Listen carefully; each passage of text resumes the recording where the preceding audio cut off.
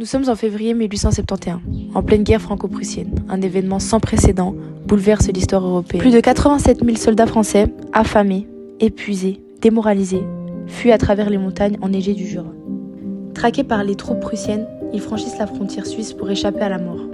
Mais ce n'est pas une invasion, c'est une demande de secours. Et la Suisse, fidèle à sa tradition de neutralité et d'humanité, va répondre avec un courage exceptionnel.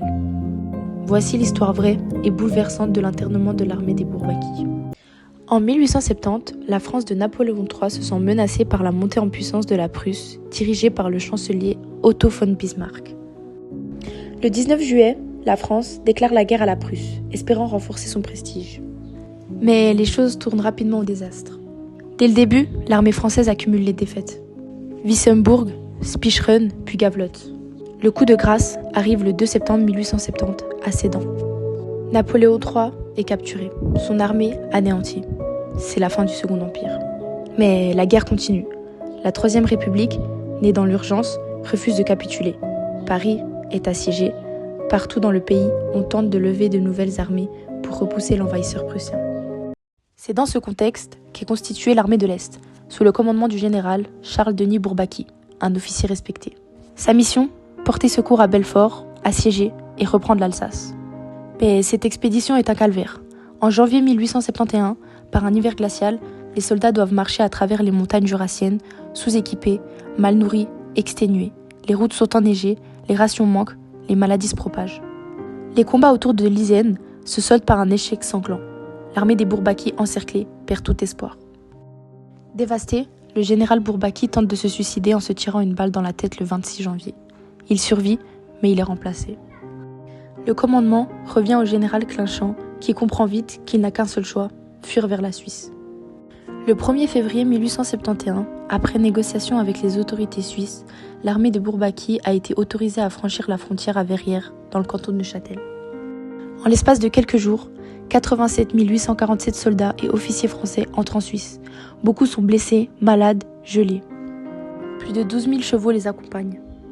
C'est la première fois dans l'histoire qu'un pays neutre accepte d'interner une armée étrangère entière sous son sol pour la protéger et lui sauver la vie. Une fois arrivés en Suisse, on évite soigneusement de les regrouper pour ne pas alarmer les Prussiens et maintenir la neutralité suisse. Malgré les efforts, environ 1700 soldats français meurent en Suisse, victimes de leurs blessures ou des maladies contractées durant la retraite. Ils sont enterrés dans des cimetières suisses et leurs tombes sont encore entretenues aujourd'hui. Maintenant, nous allons vous montrer quelques lieux dans lesquels les Bourbaki ont été gentiment accueillis, comme là actuellement le collège latin. Les Bourbaki ont aussi pu se réfugier dans le collège de la Promenade à Neuchâtel, juste à côté de notre lycée. Les Bourbaki ont également été accueillis au Temple du Bas, ils se sont réfugiés là-bas. Donc on va terminer cette présentation des lieux où les Bourbaki ont été gentiment accueillis avec le collège des terreaux. Donc maintenant on va passer à la partie personnelle. Alors on va donner notre avis un peu sur le sujet et on va mettre en avant les points qui nous ont interpellés dans l'avancée du sujet.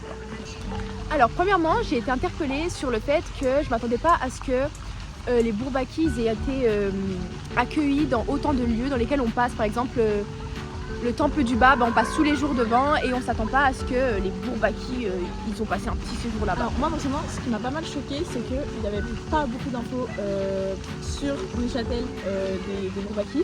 Il y avait beaucoup du coup sur les Verrières, sur la guerre franco-prussienne, etc. Mais sur le lieu, c'était très très vague. Par exemple, on avait il s'est passé ça, ils ont été réfugiés en Suisse et soignés par, mais on ne sait pas vraiment qui, juste par la population. Ensuite, moi, un truc qui m'a beaucoup marqué, c'est que la Suisse, malgré que ce soit un pays neutre, il est accueilli les Français qui étaient en guerre, etc. Donc je trouve que c'est vraiment, ça montre un peu la convivialité du pays et le fait qu'on ait un grand cœur, quoi. Pour finir, moi je voulais juste ajouter qu'on parle vraiment pas assez des Bourbaki dans Neuchâtel et de l'impact que ça a eu en Suisse parce que ça a vraiment modifié l'économie, un peu les politiques, etc. Et c'est quand même important de savoir ce qui s'est réellement passé et tout, quoi. L'internement de l'armée des Bourbaki a été un tournant. Il a renforcé l'image de la Suisse comme un pays neutre, humanitaire et digne de confiance. Ce geste a jeté les bases du rôle futur de la Suisse dans l'accueil des réfugiés et des blessés de guerre, rôle qu'elle jouera encore au XXe siècle pendant les 2 guerres mondiales. C'est une page d'histoire peu connue, mais essentielle, une leçon d'humanité en pleine barbarie. L'histoire de l'armée des Bourbaki en Suisse nous rappelle qu'en temps de guerre, la neutralité peut aussi être un acte de courage et que parfois, les frontières ne servent pas à séparer, mais à sauver.